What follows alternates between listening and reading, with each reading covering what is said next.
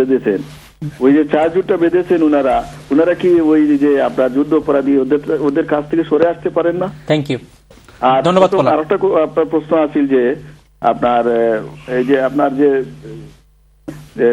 ওনারা যে এখন যে জামাতের সাথে যে জোটটা বেঁধেছেন, জি, ওদের তো এখন কমপ্লিটলি ওরা যুদ্ধ অপরাধী হিসাবে অনেক আপনার মানে জেলের ভিতরে আছেন। জি, ওনারা এই যুদ্ধ অপরাধী যারা ওনাদেরকে স্বীকৃতি দিলে অসুবিধাটা কি? ওদের প্রবলেমটা কি?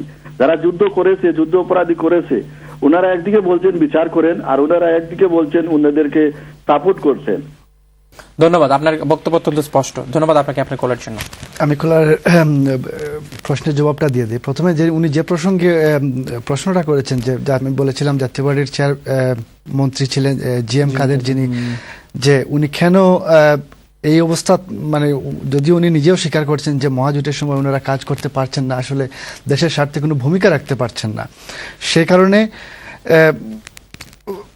এবং জাতীয় পার্টি কিন্তু তারপরেও কিন্তু সরে আসছে না সরকার থেকে। তো আমি একটা কথা বলে নেই, জেনারেল এরশাদও কিন্তু চিহ্নিত যুদ্ধাপরাধীদের কিন্তু পুনর্বাসিত করেছিলেন রাজনীতিতে। শুধু পুনর্বাসিত করে না, উনি মন্ত্রী করেছিলেন। মাওলানা মান্নানের মতো রাজাকার না, স্বাধীনতা বিরোধী না, উনি যুদ্ধাপরাধী ছিলেন। বুদ্ধিজীবী হত্যাকাণ্ডের সাথে তার প্রত্যক্ষভাবে সংশ্লিষ্টতা আছে। উনাকে কিন্তু জেনারেল এরশাদ সাহেব মন্ত্রী করেছিলেন। আজিজুর রহমান সাবেক প্রধানমন্ত্রী, না আমি প্রধানমন্ত্রী জিয়া রহমান কেন তাকে প্রধানমন্ত্রী করলেন? চিহ্নিত যুদ্ধাপরাধীকে আপনি যদি শাহজিজুর রহমান চিহ্নিত না, শুনেন, বাংলাদেশে আপনার একটা কথা হয়তো আপনারা জানি না, অনেকে গুলিয়ে ফেলেন। যুদ্ধাপরাধী এবং বিরোধিতা করা ডিফারেন্ট জিনিস কিন্তু। আচ্ছা, ওয়ার ক্রিমিনাল আর যারা স্বাধীনতার বিরোধিতা করে সেটা অন্য জিনিস। কিন্তু তারপরে আমি আসছি, যারা লিডিং, আমি ওনার কথাটার জবাব দিয়ে নেই। যখন জামাত ইসলামী আওয়ামী লীগের সাথে আন্দোলন করবে, যখন মিটিং শেষে শেখ হাসিনা হাত তুলে নিজামী সাহেব দোয়া পরিচালনা করবেন, উনি দোয়া করবেন, তখন কিন্তু ঠিক আছে। আর যখন জামাত ইসলামী বিএনপির সাথে আসে, তখন ওরা যুদ্ধাপরাধী, রাজাকার। এটা কেন? এই জন্য এরশাদ সাহেব এখন মহাজোটে আছে। এখন খালেদা জিয়া এই জন্য বললেন যে এরশাদ সাহেব যুদ্ধাপরাধী বা যুদ্ধাপরাধী। খালেদা জিয়া আজকে যদি এরশাদ সাহেব মহাজোটে বেরিয়ে যান, কালকে তো খালেদা জিয়া বলবে এরশাদ সাহেব আমার বড় ভাই। হতেও পারে, কিন্তু খালেদা যুদ্ধাপরাধী কিন্তু বলেন নাই এরশাদকে। যুদ্ধাপরাধী শব্দটাকে আপনারা এত মানে এমন ভাবে ইউজ করা হচ্ছে যে যুদ্ধাপরাধী বিষয়টাকে খুব হালকা মনে হয়। আসলে কিন্তু ততটা হালকা না। কিন্তু আমরা যদি আসলে বিশ্বাস করি যে আমরা যুদ্ধাপরাধীদের বিচার চাই, আমরা যদি বিশ্বাস করি যে আমরা যে 30 লক্ষ শহীদের বিনিময়ে আমরা স্বাধীনতা পেয়েছি, আমরা 2.5 লক্ষ মা বোনের ইজ্জতের বিনিময়ে আমরা একটা পতাকা পেয়েছি, আমরা যারা এই দেশে এই অমানবিক এবং নির্দয়ভাবে আমাদের মানুষকে হত্যা করেছে, যুদ্ধাপরাধ করেছে, আমরা যদি প্রকৃতপক্ষে তাদের বিচার চাই, তাহলে আমাদেরকে রাজনৈতিক হীনমন্যতা ভুলে প্রকৃত যারা যুদ্ধাপরাধী আছে তাদেরকে বিচারের কাঠগড়ায় দাঁড়াতে হবে। তো তার মানে এখন খালেদা জিয়া বলছেন যে দেশে কোনো স্বাধীনতা বিরোধী, দেশে কোনো যুদ্ধাপরাধী নেই। তাহলে কি জনগণ এটি বিশ্বাস করবে এখন? দেখুন, আমি আগেও বলেছি, আবারও বলছি, যে আপনি যুদ্ধাপরাধের দায়ে যাদেরকে আপনি যুদ্ধাপরাধের কাঠগড়ায় যাদের দাঁড় করিয়েছেন, আপনি এটা তো পরিষ্কার যে এটা রাজনৈতিক প্রতিহিংসামূলক আচরণ এদের প্রতি করা হচ্ছে, কিংবা রাজনৈতিকভাবে এদেরকে দমিয়ে রাখার জন্য এদেরকে যুদ্ধাপরাধী হিসেবে চিহ্নিত করা হচ্ছে। হ্যাঁ, আব্দুল আলীম সাহেব জিয়াউর রহমানের মন্ত্রী ছিলেন। আমি কথাটা শেষ করি। দেশের অন্যতম শ্রেষ্ঠ যুদ্ধাপরাধী 71 সালে, মানে মানবতা বিরোধী অপরাধ যতগুলো কুকর্ম আছে সব আব্দুল আলীম সাহেব করেছেন। তো উনি জিয়াউর রহমান তাকে প্রথম মন্ত্রিসভায় নিয়ে আসলেন। তারপরে এই যে গোলাম আজম সাহেব বলেন, আপনি কি বলবেন না এরা যুদ্ধাপরাধী? একাত্তরের ভূমিকা কি ছিল? না, আমি স্পেসিফিকলি আমি বলছি না যে কে যুদ্ধাপরাধী ছিলেন না কে নয়, কিন্তু আমার কথা হচ্ছে যারা অ্যারেস্ট হয়েছে সবাই যুদ্ধাপরাধী ছিল। আমার কথা হচ্ছে যে আমরা কেন রাজনৈতিক হীনমন্যতা ভুলে একটা বিরাট একটি ব্যাপার, যুদ্ধাপরাধীদের বিচার কিন্তু এটা সবাই চায়। বাংলাদেশে এমন কোনো লোক নেই, এমন কোনো পার্টি নেই যারা যুদ্ধাপরাধীদের বিচার চায় না, কিন্তু সেই বিচারটা যেন প্রহসনে পরিণত না হয়, আমরা কিন্তু সেটাই চাইছি। এইটাই আমাদের জাতীয় পার্টির কথা। মনে হচ্ছে এটি প্রহসন হয়ে যাবে শেষ পর্যন্ত। অনেকটা তাই। কিরকম? অনেকটা তাই। যেমন ধরেন, যেমন মাওলানা সাঈদীর উপরে যুদ্ধাপরাধের একটা রিপোর্ট, তদন্ত কমিটির রিপোর্ট করা হয়েছে প্রায় 3400 পৃষ্ঠার। আপনি যাদের সাক্ষী আনা হয়েছে, আপনি গত সপ্তাহে আপনি যদি পত্রিকা খুলে দেখেন, আপনার সাক্ষীকে জেরা করা হয়েছে, প্রধান সাক্ষী যে সে সাক্ষীতে বলেছে যে আমাকে সে মাওলানা সাইদি নারীদের ধরে এনেছেন, আরেকজনকে হত্যা করে খালে ফেলে দিয়েছেন, সেটা তার নিজের চোখে দেখেছে এবং উনি নিজেও নির্যাতনের শিকার। উনি একজন মুক্তিযোদ্ধা ছিলেন। পরে দেখা গেল তার সার্টিফিকেটের বয়স আছে, সে সময় উনি ছিলেন 12 বছর। জেরার এক পর্যায়ে শেষ দিকে উনি এসে বলছেন যে স্থানীয় একজন এমপি তাকে বলেছেন যে যদি তাদের কথা মতো সাক্ষী দেওয়া না হয় তাহলে তার ভাতা বন্ধ করে দেবেন। আপনি আরো যদি আপনি 2 সপ্তাহ আগের আপনি পত্রিকা দেখেন যে সাক্ষীদের আপনি জেরার আপনি যদি পড়েন পুরোটা, তাহলে আপনি বুঝতে পারবেন যে এখানে সাক্ষীদের ধরে আনা হয়েছে। এখানে কিন্তু যে যারা আসলেই ঘটনার শিকার বা যারা প্রত্যক্ষভাবে ঘটনার সাক্ষী, এরা কিন্তু কেউ নেই। তো আমার কথা হচ্ছে যে এতেই প্রমাণিত হচ্ছে যে এটা সন্দেহজনক এবং এই বিচারটা আসলে যুদ্ধাপরাধের বিচারের নামে রাজনৈতিক প্রতিপক্ষকে দমন করার একটা চেষ্টা বলে আমার মনে হচ্ছে। ধন্যবাদ আপনাকে। সম্ভবত একজন কলার অপেক্ষা করছেন, দেখি কে আছেন লাইন। হ্যালো, আসসালামু আলাইকুম। আসসালামু আলাইকুম কলার।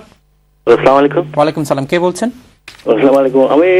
আমি মুতাসির রহমান তরফদার বলছি। আগে কথা আরম্ভ করেছিলাম আপনার সাথে। জি, খুব সংক্ষেপে আপনার বক্তব্য শেষ করবেন, আমাদের সময় কম, খুব সংক্ষেপে বলবেন। জি, আমি সম্পর্কে 2-4টা কথা, বেশি না, খুব সংক্ষেপে। জি বলুন। জি জি।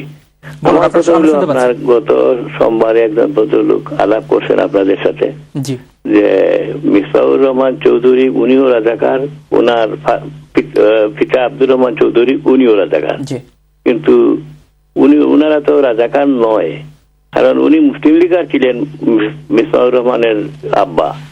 কাজেই উনি দেশের অনেক উপকার করছেন এবং হিন্দু মুসলমান সবাই উপকারই করেছেন। আমাদের এখানে কেবলের কোনো ক্ষতি হয় নাই। আপনার আর কোনো বক্তব্য? জি বলুন। কলার কি লাইনে আছেন? কলার কি এখনো লাইনে আছেন? সম্ভবত আমরা কলারকে হারিয়ে ফেলেছি। আপনারা যখন ফোন করবেন অবশ্যই টেলিভিশনের ভলিউম পুরোপুরি কমিয়ে ফোন করবেন অথবা অন্য রুমে যেয়ে ফোন করবেন, এবং ফোন করার সময় অবশ্যই যদি আপনারা টেলিফোন অর্থাৎ ল্যান্ডলাইন থেকে ফোন করেন তখন আমরা আপনার বক্তব্য স্পষ্টভাবে শুনতে পাবো। যাচ্ছে পরবর্তী কলে, দেখে কি আছেন লাইনে। হ্যালো, আসসালামু আলাইকুম। সম্ভবত আমরা এই কলারকে হারিয়ে ফেলেছি। দর্শক দেখছেন অভিমত অনুষ্ঠান, কথা বলছি বাংলাদেশের রাজনীতির সর্বশেষ পরিস্থিতি নিয়ে। আমাদের আসলে মূল বক্তব্যটা ছিল, মূল আলোচনাটা ছিল এরশাদকে ঘিরে খালেদা জিয়ার বক্তব্য। তো এখন আপনিই বলছেন যে এই যে যুদ্ধাপরাধ বিষয়ে এবং বাংলাদেশ যুদ্ধাপরাধকে ঘিরে বাংলাদেশের রাজনীতি যেভাবে আবর্তিত হচ্ছে, এই আবর্তিত হওয়ার যে পরিক্রমায় কি খালেদা জিয়ার এই বক্তব্য, নাকি এই বক্তব্যের পেছনে সত্যিকার কোনো ধরনের ঘটনা রয়েছে বা সত্যিকার কোনো ইতিহাস রয়েছে, নাকি জাস্ট এটি বলার জন্য বলা? প্রথম কথা হচ্ছে আসলে বলার জন্য বলা না। এরশাদ সাহেব যেভাবে হঠাৎ করে যুদ্ধাপরাধের বিষয়ে খুব বড় গলা কথা বলছেন, এতদিন কিন্তু আপনারা তো অবশ্যই মিডিয়ায় আছেন, আপনারা জানবেন এরশাদ সাহেবের কিন্তু এভাবে তেমন কোনো বক্তব্য শোনা যায় নাই। এখন আবার দেখেন উনি ভারত থেকে এসে আপনার টিপাই মুখবাদের বিরুদ্ধে আপনার লং মার্চ করলেন, তারপর বললেন যে উনি আপনাদের জন্য ভালো যে একটি রাজনৈতিক শক্তিকে আপনাদের মতো করে ফেলেন। আমি কিন্তু কথাটা আমার শেষ করে নেই। উনি কিন্তু আসলে হাওয়ার সাথে কিন্তু উনি বদলান। আমি একটু বলছি যে উনি জানেন উনি ভারত থেকে কি পেয়ে এসছেন। তারপর উনি বললেন যে এখন থেকে আর আমরা মহাজোটের সাথে নেই, আমরা এককভাবে নির্বাচন করব, আমরা মহাজোটের সাথে আর যাব না। তখন বোধহয় আবার প্রধানমন্ত্রী মনে করিয়ে দিয়েছেন ওনাকে জেলের কথা, আবার উনি আওয়ামী লীগের সাথে আলোচনায় বসেছেন। কারণ আওয়ামী লীগ 14 দলীয় জোট এবং আরও কিছু দলকে নিয়ে একটা বিশাল মিছিল করার কথা, যেটা সব দলকে নিয়ে, এবং জাতীয় পার্টি প্রথমেই বলেছে যে সেই মিছিলে তারা অংশগ্রহণ করবে না বা সেই সমাবেশে তারা অংশগ্রহণ করবে না, এটা তো সত্য। কিন্তু ওই যে আবার বললাম উনাকে সেই শিকলের কথা মনে করিয়ে দেওয়া হয়েছে, উনি আবার ছুটে গেছেন শেখ হাসিনার কাছে, ওখান থেকে এসেই আবার যুদ্ধাপরাধের বিরুদ্ধে উনি কথা বলছেন। আমি আসবো আপনার কাছে এই বক্তব্যে, আমি আসবো আপনার কাছে। আরেকজন কলার অপেক্ষা করছেন, কি আছেন? হ্যালো, আসসালামু আলাইকুম। হ্যালো, আসসালামু আলাইকুম। ওয়ালাইকুম সালাম, কে বলছেন? ভাই এই যে উনি বিএনপির ভাই সাহেবের কাছে একটা প্রশ্ন আমার। জি বলুন। আচ্ছা, যে 1994 যখন তত্ত্বাবধায়ক সরকার নিয়ে আন্দোলন হইল, জি, ঢাকার ওয়ালে ওয়ালে স্লোগান লেখা হইল বিএনপির পক্ষ থেকে, জি সৈরাচার রাজাকার হাইজেকার, তিন পাগলের আবিষ্কার তত্ত্বাবধায়ক সরকার। জি যখন জামাত বিএনপির লোকে থাকে না তখন এই রাজাকার হয়, জি বলুন। যখন বিএনপির লোকে থাকে না তখন রাজাকার হয়, বুঝছেন নি? তারা হইল তো সৈরাচার রাজাকার হাইজেকার, তিন পাগলের আবিষ্কার তত্ত্বাবধায়ক সরকার। তখন বিএনপি যে রাজাকার হইল ওই সময়, এখন তো তারা রাজাকার হইতে রাজি হয় না। এবং আমরা মাননীয় প্রধানমন্ত্রী গত 2 হপ্তাহ আগে দেখলাম নংমাসের ঘোষণা দিলা গোলাম আজম আইডি এরা যুদ্ধ অপরাধী নয়, জি কিন্তু এরা সাজা হোক বা না হোক, বর্তমান গভর্নমেন্ট এটা যদি প্রমাণ করতে নাও পারে, এরা সাজা নাও হোক, কিন্তু সব মানুষে জানে এরা যুদ্ধ অপরাধী। এবং যদি এরা যুদ্ধ অপরাধী না হইতো, দেশ স্বাধীনের পরে সাইদি সাহেব এবং গোলাম আজম এরা দেশটাই বাগ্যা খেনে গেলা। ওকে, ধন্যবাদ আপনাকে, অসংখ্য ধন্যবাদ আপনার অভিমতের জন্য। আপনি তার বক্তব্যের প্রেক্ষিতে আপনি কিছু বলতে যাচ্ছেন? একটু বলতে চাচ্ছিলাম যে ভারত থেকে এরশাদের ফেরত আসা এবং তার পরবর্তীতে টিপাই মুক্তের বিরুদ্ধে অবস্থান নিয়ে আমার যে লিটন ভাই যে কথাটা বললেন যে ভারত থেকে ফিরে আসার পরে উনি টিপাই মুখ বাঁধের বিরুদ্ধে অবস্থান নিয়েছেন। আরেকটি কথা কিন্তু তিনি বলেছেন যে এরশাদ হাওয়ার সাথে বদলান। না, এটা আসলে টোটালি এটা একটা জাস্ট রাজনৈতিক কথা। এটা বিএনপি এখন বলবে, খালেদা জিয়া বলছে। আজ পর্যন্ত কেউ কোনোদিন বললো না এরশাদ সাহেব যুদ্ধের বিপক্ষে ছিলেন বা স্বাধীনতা বিরোধী শক্তি সামথিং। কিন্তু এই এখন কেন বলতেছেন? কারণ এখন তিনি মহাজোটের সাথে আছেন। এরশাদ সাহেবের উপরেই এখন খালেদা জিয়ার রাজনৈতিক ভবিষ্যৎ নির্ভর করতেছে। এটা স্ট্রেট। এরশাদ সাহেব যদি নির্বাচন আগামীতে যায় আওয়ামী লীগের অধীনে, দেশে নির্বাচন হবে, এরশাদ সাহেব যদি বলে নির্বাচনে যাব না, তাহলে নির্বাচন হবে না। খালেদা জিয়া যদি এরশাদ সাহেব নির্বাচনে যায়, তাহলে খালেদা জিয়ার রাজনৈতিক ক্যারিয়ার শেষ হয়ে যাবে। আমার কথা আমি আমি এটা ফিনিশ করে নিই। তারপরে ধরেন আপনি যে কথা বলেন যে শেখ হাসিনার সঙ্গে দেখা করেছেন এবং এর আগে এরশাদ সাহেব যুদ্ধাপরাধের বিপক্ষে কথা বলেনি, পরে বলছেন। উনি এরশাদ সাহেব শেখ হাসিনার সাথে দেখা করে এবং সাংবাদিক সম্মেলনে যখন তিনি বসছিলেন রুহুল আমিন হাওলাদার মহাসচিব, তখন কিন্তু স্ট্রেট বলছে যে আমরা চাই এমন একটা বিচারক যেটা আন্তর্জাতিক মানের। এটা প্রধানমন্ত্রীকে আমরা বলেছি, মহাজোটের শরিক হিসাবে আমরা এটা সরাসরি বলে দিছি যেটা আন্তর্জাতিক মানের বিচার হোক। এবং ওই যে মিছিলটা হয়েছে, ওই মিছিলে কিন্তু আমাদের কিন্তু কোনো পার্টিসিপেশন ছিল না, একটা নেতাকর্মীও জানি, শুধুমাত্র জাস্ট যে হ্যাঁ জাতীয় পার্টি চায় যে একটা নিরপেক্ষ বিচার হোক, এই জন্য কিন্তু আমাদের 2জন প্রেসিডিয়াম মেম্বার শুধুমাত্র যে ওই সংহতি প্রকাশ করেছেন ওই মিটিং এর মধ্যে, আর একটা নেতাকর্মী কিন্তু সেখানে যায়নি। এবং হুসেন মোহাম্মদ এরশাদ কিন্তু একথা বলে দিয়েছেন আগেই যে আমরা কিন্তু দেশে গণতন্ত্রের স্বার্থে, দেশের একটা স্টেবিলিটির স্বার্থে মহাজোটের সাথে আছি, কিন্তু আমরা একক নির্বাচন করব। এবং এরশাদ সাহেব একথা বলেছেন যে আমি যদি 100 বার জেলেও যাই তারপর আমি আর যাব না। কারণ এখন উনি সারা দেশে যেখানে যাচ্ছেন সব জায়গায় একই দাবি, একই সবকিছু, কারণ তাকে তো জনগণ নিয়ে চলতে হবে। তিনি তো 9টা বছর দেশের প্রেসিডেন্ট ছিলেন। তিনি বলেছেন সব জায়গায় একই দাবি, এককভাবে নির্বাচন করতে হবে, আমরা আপনার জনপ্রিয়তা আছে আমরা দেখতে চাই, এবং সেটা সে জনপ্রিয়তা মেবারকে সে পরিমাপ করতে চান। এবং যেটা সত্য কথা, খালেদা জিয়া আজ পর্যন্ত কোনোদিন এরশাদ সাহেবের বিপক্ষে কখনো বলেন নাই, স্বৈরাচারবাদে কোনো কথা বলেন নাই। এই প্রথম ইউজ করছেন স্বাধীনতা বিরোধী। কেন ইউজ করছেন? কারণ খালেদা জিয়া খুব ভালো করে জানেন যে এরশাদ সাহেব শেখ হাসিনার সাথে দেখা করে বলছে যে যদি বিএনপি নির্বাচনে নাও আসে আমরা নির্বাচন যাব। এবং তত্ত্বাবধায়ক সরকার ব্যবস্থা, আপনি বলতে চাচ্ছেন যে এরশাদের উপরে খালেদা জিয়ার ভবিষ্যতের এখন বিএনপির রাজনৈতিক ভবিষ্যৎ নির্ভর করতেছে হুসেন মোহাম্মদ এরশাদের উপরে। এটা ভাই বোধহয় জানি না উনি ভুল করে বললেন কিনা, আমার বোধহয় শেখ হাসিনার ভবিষ্যৎ উনি বলতে পারেন। কারণ আপনি যেখানে আওয়ামী লীগ যে 2 টার্ম ক্ষমতায় ছিল, তখন কিন্তু ক্ষমতার অংশীদার কিন্তু জাতীয় পার্টি। আগেরবার ছিল যেটা ঐক্যমত্য সরকার ওনারা বলতেন, সেটাতে জাতীয় পার্টির 2জন মন্ত্রী ছিলেন, একজন মন্ত্রী ছিলেন। এবারও একজন মন্ত্রী, উনার কথাতেই বেরিয়ে আসে, যদিও কাজ করতেও না পারেন তারপরেও উনি মন্ত্রী আছেন। কিন্তু বিএনপির সরকারে তো জাতীয় পার্টির কোনো মন্ত্রী ছিল না বা সেটার দরকার পড়েনি। তাহলে আপনি কেন বলছেন যে বিএনপির রাজনৈতিক ভবিষ্যৎ নির্ভর করছে নির্বাচনে? যদি কথাটা শেষ করে নিই, আমি জানি না আপনি কেন বলছেন কথাটা। কারণ বিএনপির ভিতর কিন্তু এত নরম না যে একজন জেনারেল এরশাদের উপর নির্ভর করে বেগম জিয়াকে চলতে হবে কিংবা বিএনপিকে ক্ষমতায় যেতে হবে। বিএনপি কিন্তু বাংলাদেশের জনগণের সমর্থন নিয়েই ক্ষমতায় এসেছিল, যেটা একটা ভূমিদশ বিজয় নিয়ে এসেছিল 91 সালে। তার পরের বার যখন ক্ষমতায় ছিল না, তারপরেও কিন্তু 120টা আসন নিয়েছিল, 114টা ছিল। তখন তো এরশাদ সাহেবের উপরে তো নির্ভর করার প্রশ্নই আসে না, কারণ এরশাদ সাহেব নিজেরই এখন কোনো অবস্থান নেই। এটা সত্যি কথা। কারণ যখন আপনার কোনো ব্যক্তি ইমেজ বলেন বা আপনার দলীয়ভাবে আপনার যে ইমেজ, সেটা কিন্তু এরশাদ সাহেব অনেক আগেই কিন্তু সেটা লস করে ফেলেছেন। কেন লস করে ফেলেছেন? কারণ উনি সবসময় উনি এই লস করার পরেও যদি এরশাদ জোটের প্রশ্ন আসে এবং জোট যদি বাড়ার প্রশ্ন আসে, মওদুদ আহমেদ কিন্তু বলেছেন, তবে এটা ঠিক, মওদুদ আহমেদ কিন্তু বলেছেন যে এরশাদের জাতীয় পার্টি কিন্তু 4 দলীয় জোটে আসতে পারে না। তো এই যে ব্যক্তি ইমেজ নিয়ে তো এটা ঠিক, ভোটের বাজারে কিন্তু একটা ডিমান্ড আছে, কিন্তু এরশাদের কিন্তু আপনি যে বলতেছেন যে তার ইমেজ লস করে ফেলছে, আমি আপনাকে বলি ডিমান্ডটাকে কি। আপনি ডিমান্ড বলতে আমি এটা বুঝাতে চাচ্ছি যে খুচরা যখন দরকার পড়বে, সমর্থনের দরকার পড়ে, তখন কিন্তু জাতীয় পার্টিতে হয়তো লাগতে পারে। আচ্ছা, আমি বলি জাতীয় পার্টিকে আপনি খুচরা দল মনে করতেছেন না? দেশের বিএনপির সিট কটা, বিএনপির সিট পার্লামেন্টে, বিএনপির সিট কটা? শুধু খুচরা দল না, আমি বলবো একটা আঞ্চলিক দলে পরিণত হয়েছে জাতীয় পার্টি। একমাত্র রংপুর ছাড়া, বৃহত্তর রংপুর ছাড়া এই দলের কোথাও কোনো জনভিত্তি নেই। আপনি দেখবেন সামনে নির্বাচনে। আচ্ছা, ঠিক আছে, আমি এখন আপনার কথাটা আমি বুঝলাম। আমি এখানে জনগণের উদ্দেশ্যে, এখানে যারা এই টেলিভিশন সিটে সবাই দেখতেছেন এবং আপনি উপস্থাপক, আমি সকলের উদ্দেশ্যে একটা কথা বলবো। ঢাকা বিভাগে বিএনপির সিট কয়টা? 0। ঢাকা বিভাগে জাতীয় পার্টির সিট কয়টা? জাতীয় পার্টির সিট 3টা। তারপরে চট্টগ্রাম বিভাগে দেখেন জাতীয় পার্টির সিট আছে, সিলেট বিভাগে আছে, আপনার খুলনা বিভাগে আছে। সিলেট বিভাগে কোন জায়গায়? নওয়াব আলী আব্বাস আছে আমাদের, এবং মমতাজ ইকবাল ছিলেন, উনি মারা গেছেন। ঠিক আছে, আমাদের প্রত্যেকটি বিভাগে আসন আছে, বিএনপির প্রত্যেকটি বিভাগে সিট নাই। দ্যাট মিন্স বিএনপি কি, তার মানে বিএনপির সাথে যদি আপনি তুলনা করেন, যে দলের পার্লামেন্টের সিট 29টা, আপনি বিএনপি থেকে মাত্র 2টা সিট কম, আপনি কিভাবে বলতেছেন জাতীয় পার্টি জাতীয় পার্টি খুচরা দল হয়ে গেছে? আপনি আঞ্চলিক দল বলতেছেন, সারা দেশে প্রতিটা বিভাগে জাতীয় পার্টির আসন আছে, বাট বিএনপি সব বিভাগে আসন নাই।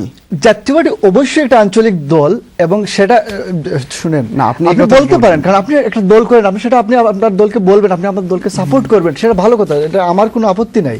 কিন্তু এটা আসলে বাংলাদেশের মানুষ জানে এখন এরশাদ সাহেবের অবস্থানটা কি, রাজনৈতিক অবস্থান কি, উনার দলের জনসমর্থন কতটুকু, এটা কিন্তু সবাই জানে। কারণ আমি সিলেটের লোক।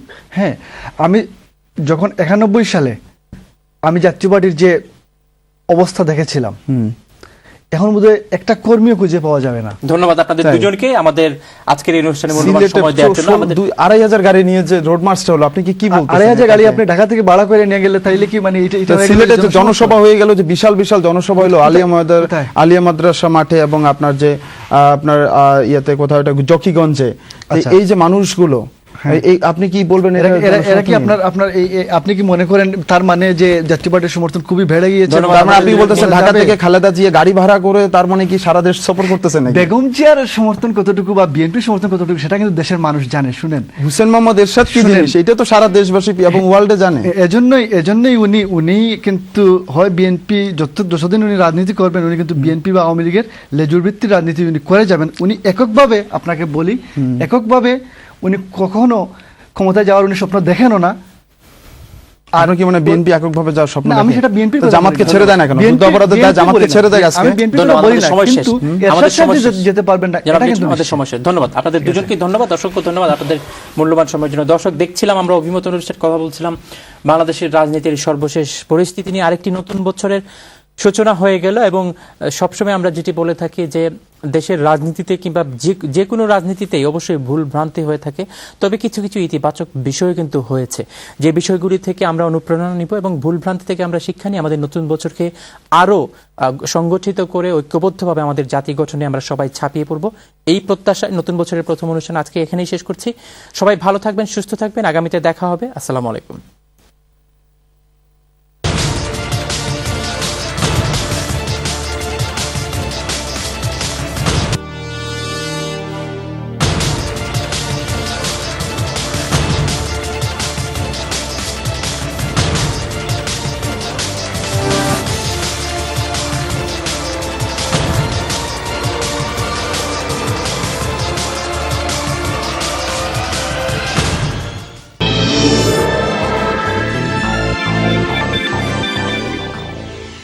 সেল সেল সেল ইস্ট লন্ডনের সুপরিচিত গ্রোসারি শপ কোয়ালিটি ফুডের 15 বছর পূর্তি উপলক্ষে অবিশ্বাস্য sell.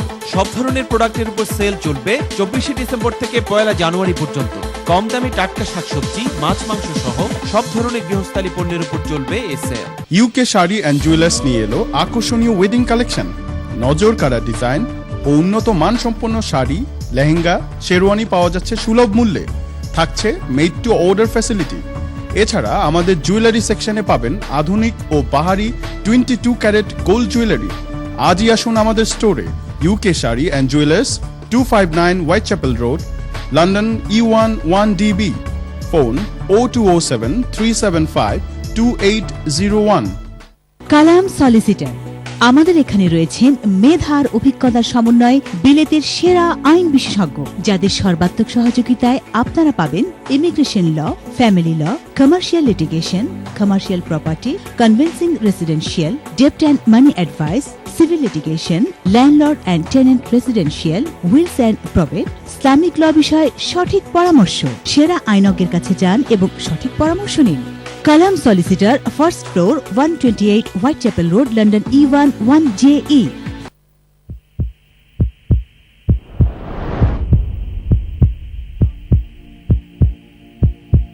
12 million children die every year from preventable diseases.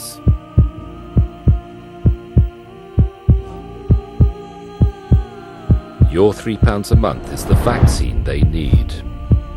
Act now. Call 020-7377-4200 or visit muslimaid.org. Here তুমি রেডি নি? ওই রেডি তো।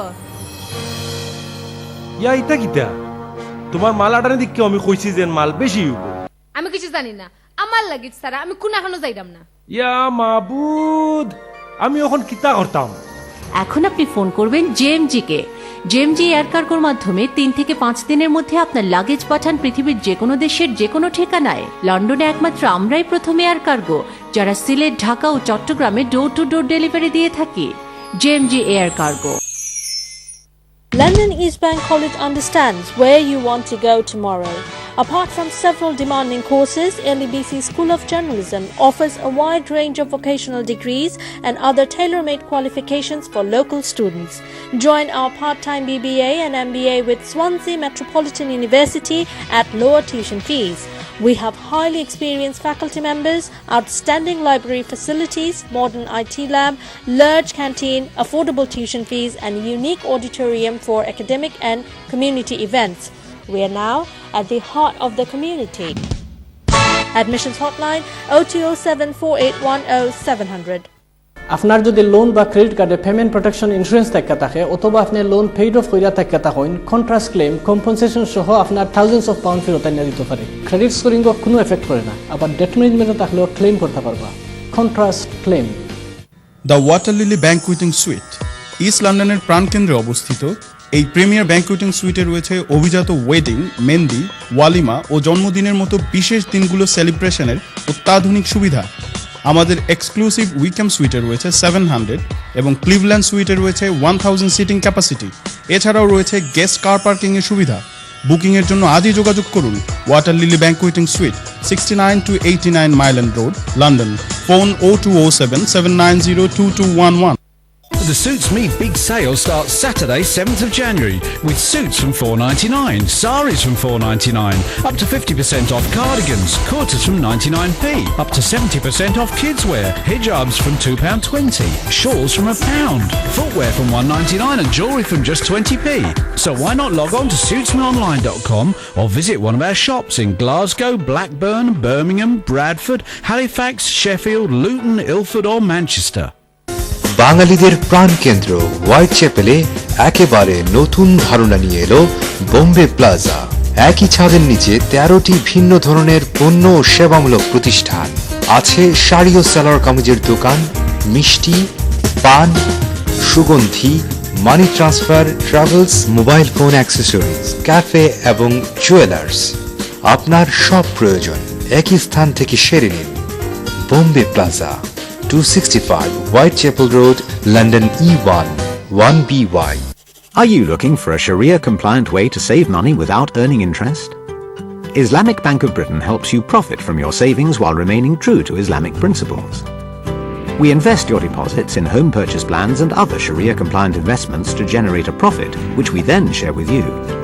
So you can look forward to a bright future for you and your family. Call us or visit islamic-bank.com. It's easy to make the right choice.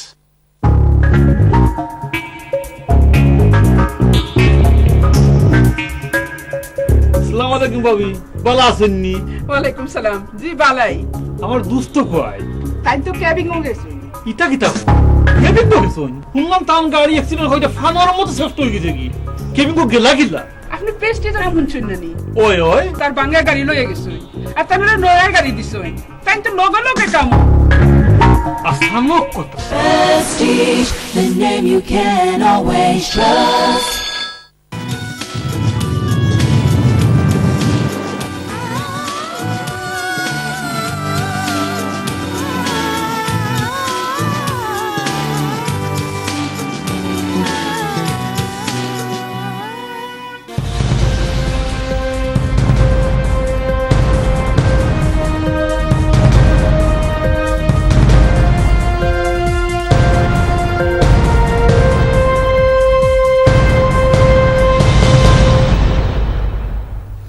আসসালামু আলাইকুম, সবাইকে শুভেচ্ছা জানিয়ে শুরু করছি চ্যানেল এস সংবাদ। আমি নাহিদ অদিতি।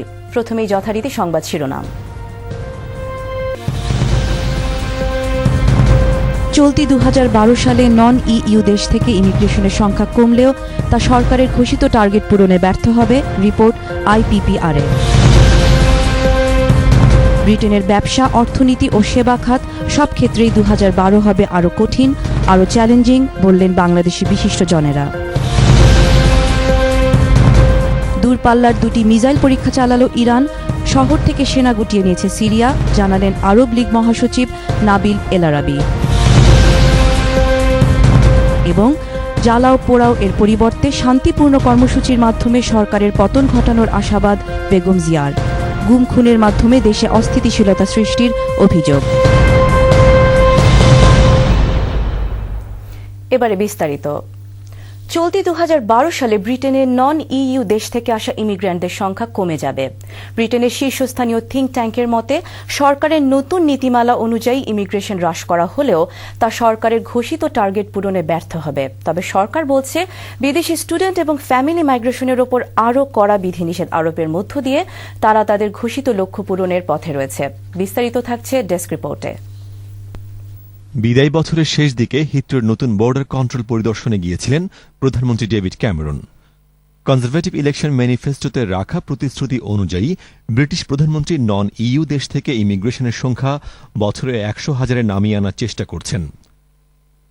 যদিও কোয়ালিশন সরকারের শরিক দল লিব ডেম চায় না এভাবে ইমিগ্রেশন ক্যাপ আরোপ হোক। The institute of public policy research, সংক্ষেপে আইপিপিআর এর থিঙ্ক ট্যাঙ্কের তথ্য অনুযায়ী 2012 সালে আগের বছরের তুলনায় নেট মাইগ্রেশন 40,000 কমে 180,000 হতে পারে। We don't think that's going to be enough for the government to hit its target of reducing net immigration to the tens of thousands by the end of the Parliament. But also we think the government needs to understand that this is partly due to the policy choices they've made to restrict immigration for work and study, but it's also partly due to the state of the economy. আইপিপিআর এর মতে immigration ক্যাপের ফলে highly skill মাইগ্রেন্টদের ইউকেতে আসা অনেকটা বন্ধ হয়ে যাবে, যার নেতিবাচক প্রভাব পড়বে ব্রিটেনের প্রবৃদ্ধিতে। তবে সরকার বলছে তারা তাদের ঘোষিত লক্ষ্য পূরণের পথে রয়েছে।